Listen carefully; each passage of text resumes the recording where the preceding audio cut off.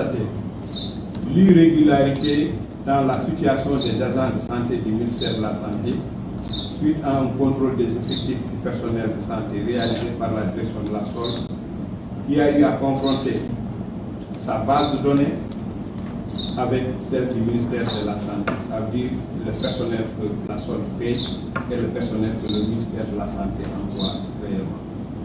Et ce contrôle a permis de faire ressortir 1080 agents en situation irrégulière, dont 480 agents présents dans la base de données du ministère de la Santé, mais non répertoriés dans la base de données de la SOL, ça veut dire au niveau du ministère des Finances et du Budget.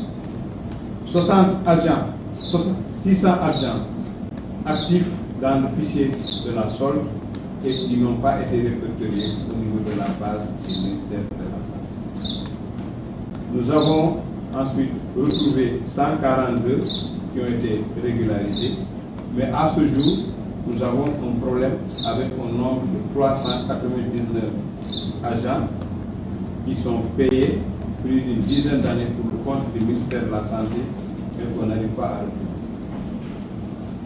Maintenant, les dispositions sont prises pour une présentation de ce dossier au niveau de l'agence judiciaire de l'État, parce qu'on peut demander des ordres de recette pour ces personnes qui ont demandé une disponibilité, qui sont parties mais qui continuent encore à recevoir. Pour plus de visibilité sur le personnel et la masse salariale, l'audit est en cours de réalisation par les services du ministère de la Santé et de l'Action sociale. 14e point de diagnostic.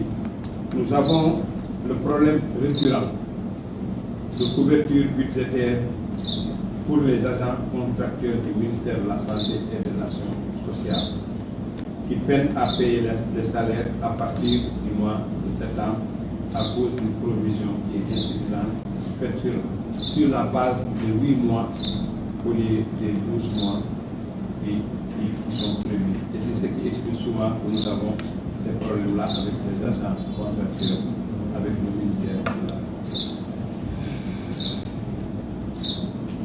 15e point de diagnostic par rapport à la situation que nous avons trouvée ici. Il y a la situation complexe liée à la signature d'un contrat à travers le mécanisme AVAT de l'Union africaine. Et ce contrat a été signé le 6 septembre 2021 pour l'acquisition de plus de 5 millions de doses de vaccins dans le cadre de la lutte contre la COVID, c'est-à-dire des vaccins Johnson, pour un montant de 29 milliards et demi. En effet, le Sénégal avait un reliquat de 4,8 millions de doses à livrer pour un montant qui est ajusté à 23,7 milliards de francs CFA.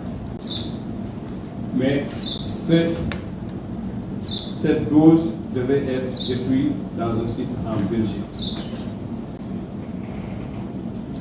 Avant notre arrivée, et avec l'accord de la Banque mondiale, il a été retenu sur l'instruction du ministère des Finances et du Budget de procéder au paiement des factures d'acquisition des vaccins conformément à l'accord cité-ci. Et le gouvernement du Sénégal a donné instruction à Aval de procéder à la destruction des vaccins au site stockage Belgique à la date du 14 février 2024. Le 19 mars 2024, le ministère de la Santé et de l'Action sociale a confirmé l'avis de destruction de la totalité des doses restantes. Dès ma prise de fonction, j'ai pris la décision de demander la suspension de ce processus lors d'une rencontre avec la Banque mondiale. Avec l'appui du ministère des Finances et du Budget, le ministère de la Santé et de l'Action sociale est en train de négocier pour une restructuration du montant des 23,27 milliards de francs CFA afin de l'investir dans le renforcement du système de santé de notre pays. Et ce problème par rapport aux doses de vaccin n'est pas seulement propre au Sénégal. Il y a beaucoup de pays africains qui sont confrontés à cette situation-là et chacun est en train de voir comment négocier à sa manière. Mais moi, ma position, c'est qu'il est pour moi comme inacceptable de payer des vaccins à détruire alors qu'on a besoin d'argent pour investir dans nos systèmes de santé, surtout dans nos pays africains. On a comme 16e point de diagnostic qu'on a trouvé ici, la situation relative à des dépenses exécutées mais non encore justifiées d'un montant de 1 165 498 €, soit 764 millions de francs CFA, concernant le programme national de lutte contre le palud pour la période 2018-2020 dans le cadre de la subvention du Fonds mondial, subvention de 21,2 milliards de francs CFA. Le ministère de la Santé et de l'Action sociale doit rembourser le montant non justifié pour ne pas s'exposer à un débit double du montant de versement de la prochaine subvention. Avec le principe du Fonds mondial, à chaque fois qu'il y a un montant qui n'a pas été justifié, vous le remboursez directement sans coût additionnel. Mais si vous ne le remboursez pas, au niveau de la prochaine subvention, ils prennent le double du montant qui a été dû. Donc là, l'option du ministère, c'est de voir comment rembourser le montant qui est dû pour récupérer au moins une partie de l'argent qui devait être défalqué par le Fonds mondial. 17e point de diagnostic. Nous avons aussi le détournement de fonds à Kolda dans le cadre du projet PASSI. C'est le projet d'appui à la santé de la mère et de l'enfant, à hauteur de 42,5 millions de francs CFA entre 2015 et 2018, constaté à la suite de l'audit d'organes indépendants, notamment le cabinet GMS et l'inspection générale des finances. Ce projet d'appui est une convention de financement avec l'AFD pour Kolda et Sédhiou d'un montant de près de 8 millions d'euros, destiné à la construction des centres de santé de Médina Yoro Foulah et de Bounkiling et à la réhabilitation du centre régional de formation en santé de Kolda. Ce projet a été suspendu par l'AFD à partir de juillet 2019 suite à ce détournement, et cela a occasionné la perte d'un financement de 7,2 millions d'euros à peu près.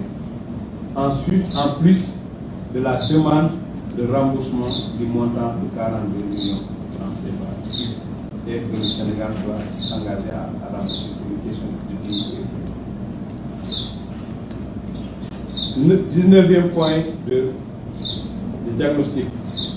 Nous avons constaté que le système d'action sociale est encore faiblement doté en ressources, que ce soit en ressources humaines ou ressources financières, pour remplir convenablement sa mission, qui consiste à renforcer globalement notre système de santé et de protection sociale.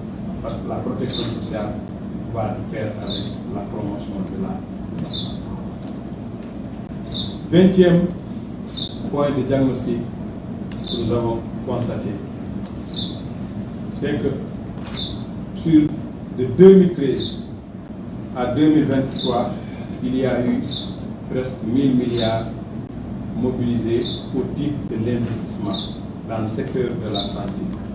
Mais au regard de la situation dans laquelle se situe notre système de santé, notamment les établissements et les structures de santé, il est quand même à indiquer que ce montant n'a pas eu vraiment un impact très sensible sur le développement sanitaire au niveau de notre pays.